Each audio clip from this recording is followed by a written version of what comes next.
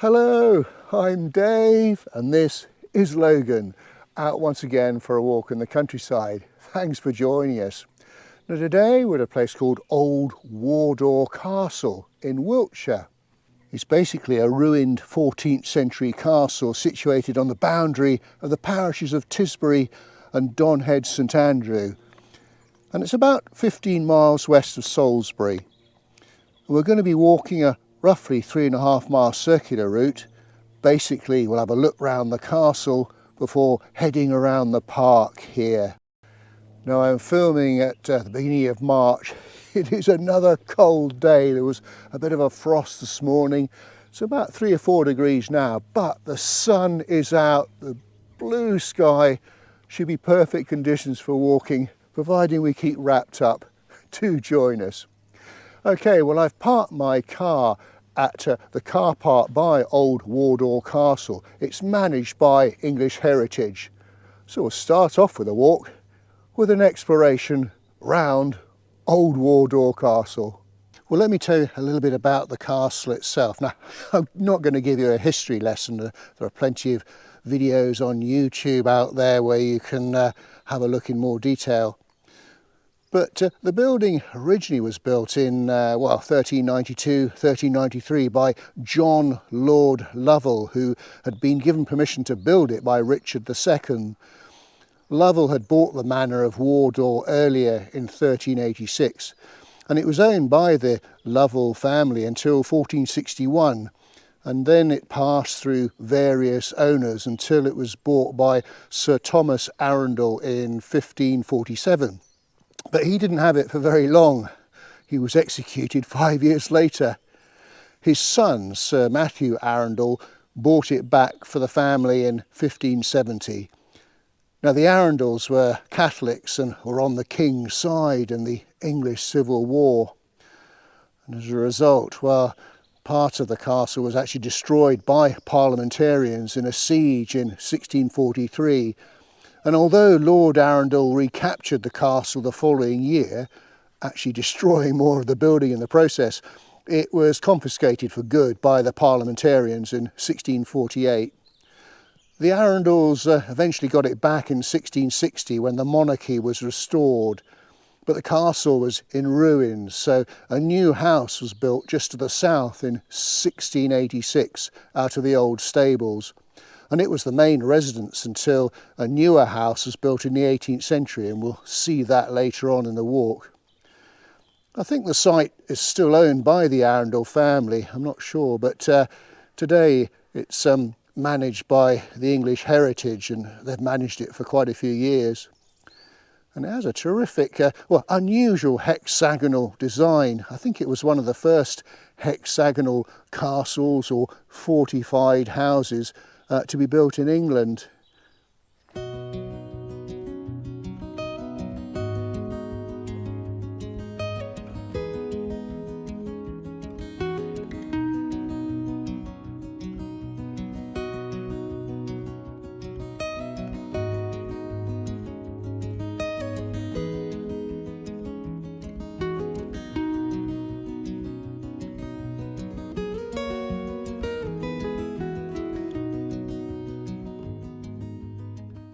Okay, well let's have a little exploration.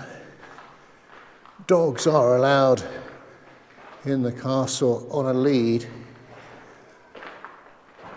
Well, looks like there's a well right in the centre here. Wow,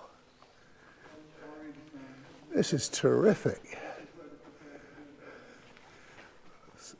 Superb place to come and explore. So it looks like this is the lower kitchen. Very atmospheric with the sort of late winter sunshine coming through all the gaps of where the windows used to be.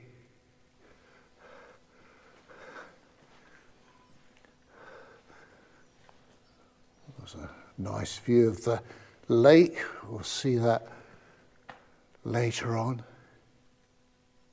I love it here. We've just gone up some stairs, and I think this is the Great Hall. Oh yes, information board tells us that indeed it was the Great Hall. This must have been a quite magnificent building in its time. Well, I'm making my way up a spiral staircase. Now, I have got an assistant camera operator with me today, so he's looking after Logan, because this is just a bit too steep for him. It's almost a bit too steep for me. Right, what have we got through here? Ah, looks like we've got some terrific views ahead. This is presumably over to the south. And then what have we got through here? Just about fit through. Oh wow! How about that for a view? So in the far distance, that building there, that is the new Wardour House. We'll be passing that later on in the walk. And then down below there, there's a rather magnificent lake looking quite gorgeous in the sunshine. What a terrific view. Oh, it's an unusual pattern of almost looks like slates on their sides, perhaps blocking up an old fireplace, I don't know. So I continue with our little wander. Another great spot for a view of the lake, and down below there, I think that's the Banqueting House. We'll have a look at that very shortly.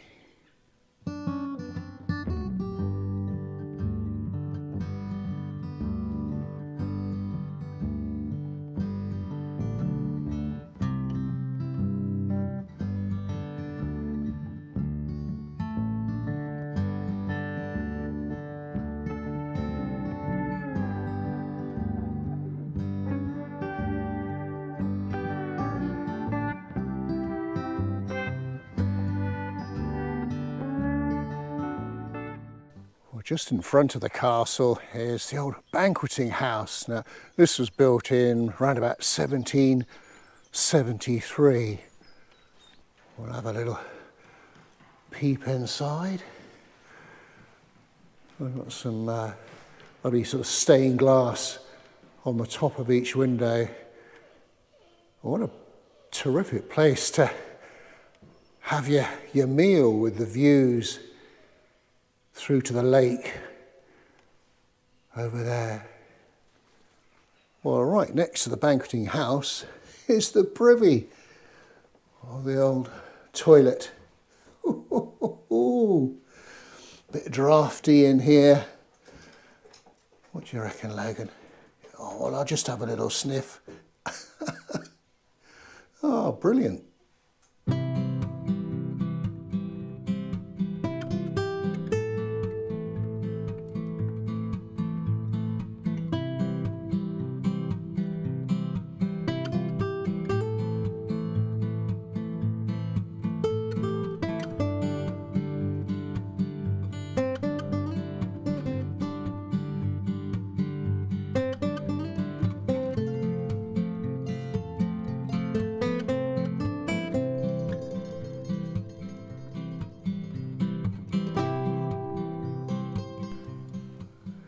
And this is the view that folk would have got from the Banqueting House looking out over to the lake.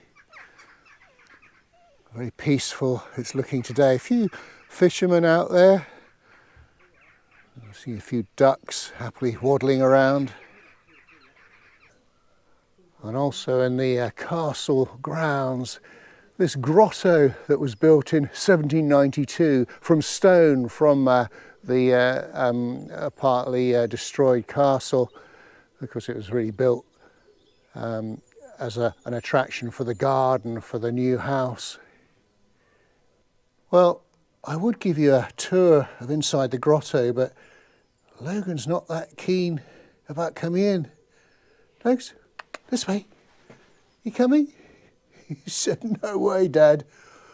You go, I'll stay there. Good boy. Well, what an amazing place Old Wardour Castle is. I could have spent ages in there. Could have done a video on it alone. Probably haven't done it justice. But anyway, we need to kick on with our walk, heading westwards on a path that's actually going to take us past the new Wardour Castle house.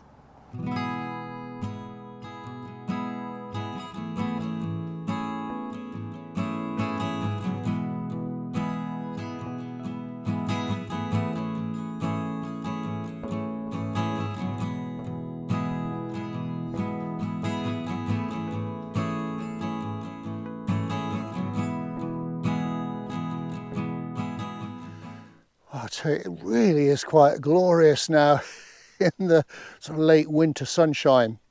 Now it looks like we're on a section of the Wessex Ridgeway, just past a way sign. Of course, that's that long distance route that goes from Marlborough in Wiltshire all the way to Lyme Regis in Dorset.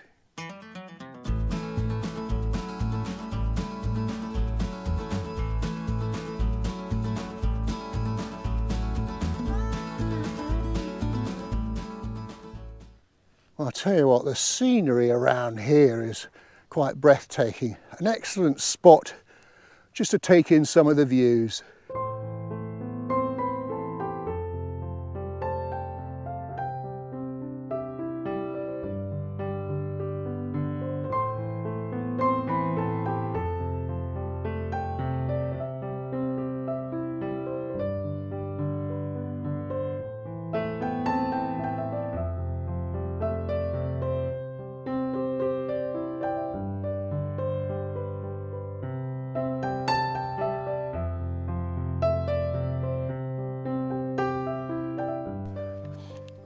Well, this is the new Wardour Castle.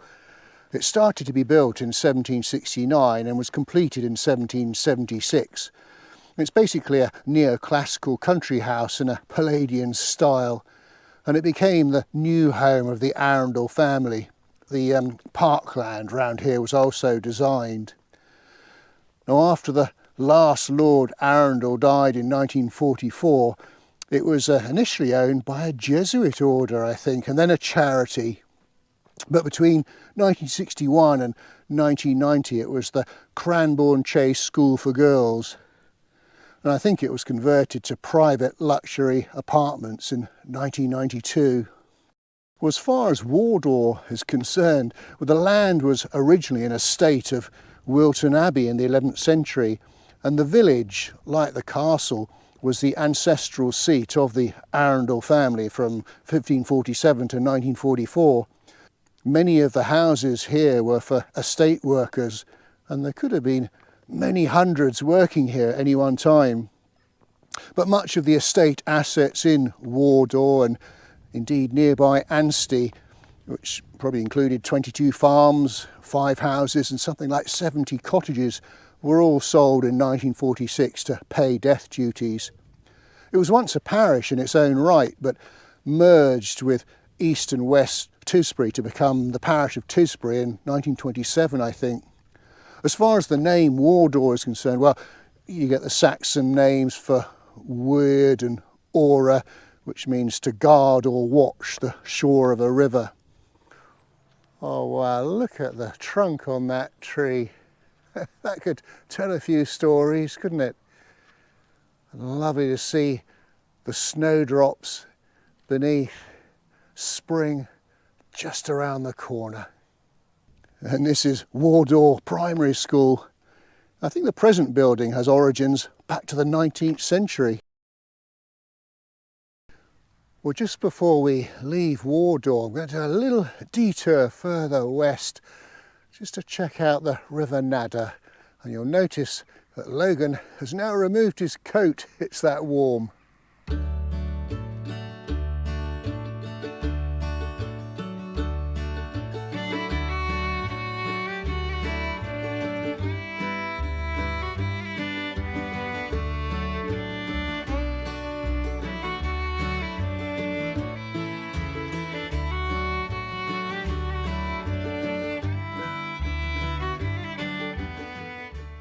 And this is the River Nadder, 22 miles long. Now its source is from springs to the north of Ludwell, which is to the south of here, where it's joined by a fern brook. And then, well, round about here, it's joined by the River Sem from the west. And the Nadder itself flows east through Tisbury and onto Wilton, where it's joined from the north by the River Wylye.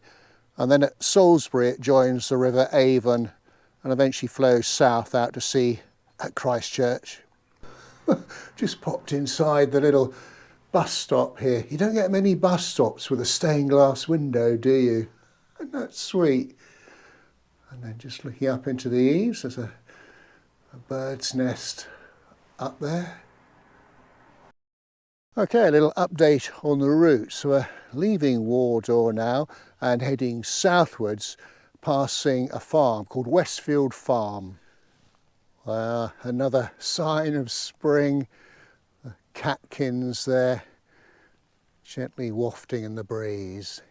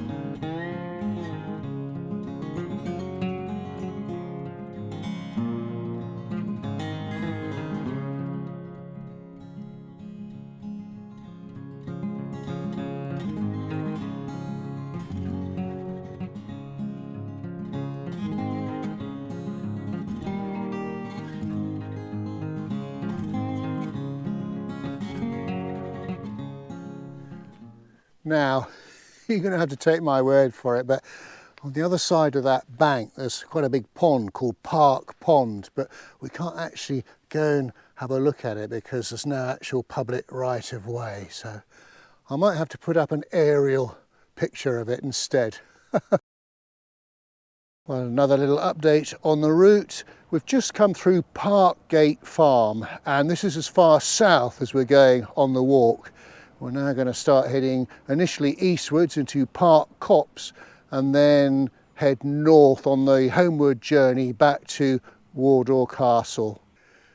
So this is Park Copse. It looks like we've rejoined the Wessex Ridgeway. Very peaceful it is in here as well. Then Logan's on squirrel alert. Oh, there's the signpost I was looking for. Just a mile to go back to Old Wardour Castle. Oh, what another idyllic pond or lake. It's actually called Pale Park Pond. I love the reflections of the trees on the water there.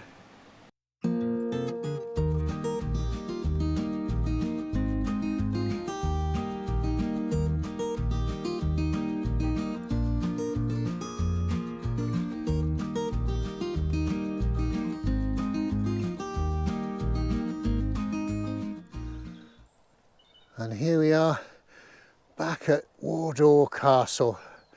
So the last little section around the lake and hopefully a cup of coffee.